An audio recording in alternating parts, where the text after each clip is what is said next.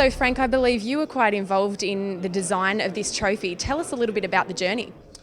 Well, initially I was engaged by the guys from Duco to mock up a few designs around what I thought would be well suited to the event, to the concept, and basically I drafted up a few different sort of designs, trying to incorporate a lot of sort of very fluid lines and a lot of organic sort of lines. I thought, being Auckland and being New Zealand, it's some of those sort of traditional motifs that you use in Polynesian designs sort of came to my head, and I started designing around that. And out of the 4 or 5 designs that I mocked up, what you see now is the final design that everyone was happy with.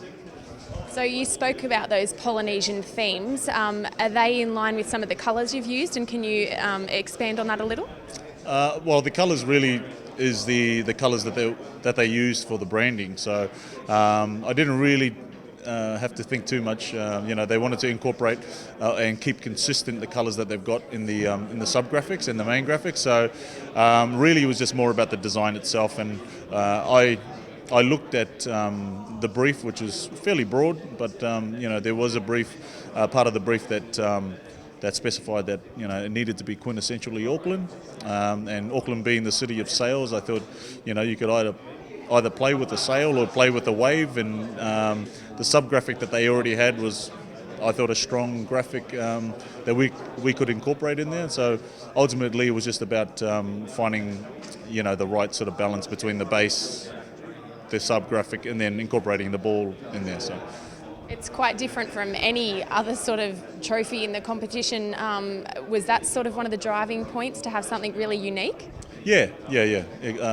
Absolutely. It was one of those things where it was a new concept, or a concept that's obviously being recommenced, but they wanted a new, fresh feel and look to it all. And one of the things was that I wanted to ensure that it shifted away from traditional trophies. It shifted away from the very common cups or shields that we have. And even though a lot of the trophies that we have are very intricate and well designed, I thought a new concept like this, being a pre-season competition, you could really play around with the actual design, and looking at the actual branding that they have for it as well. It's they're fairly vibrant colours, so to have I guess a bronze trophy possibly would take away from that, and I wanted to keep it fairly consistent, so hence why we made it a very colourful trophy. So the players that were here today obviously received it quite well. They were very intrigued by it.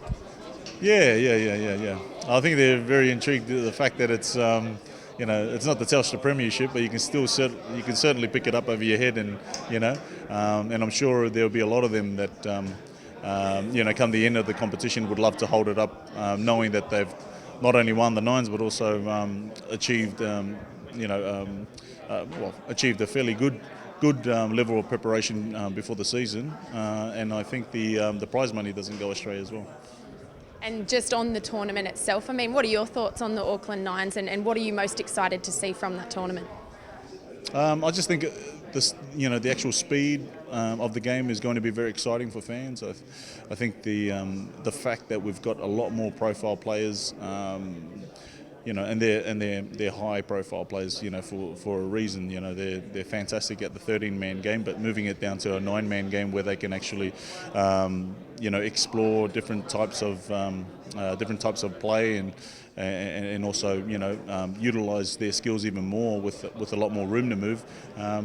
That's a scary prospect for someone that's going to be obviously playing in it and defending against some of these players. But for a fan, it's going to be very exciting, because I'm looking at it obviously from a fan's perspective now, and I think seeing guys like Greg Inglis and Todd Carney, these types of players having a little bit more room to move either side is be very daunting, especially from an old front rower's perspective. Be very daunting.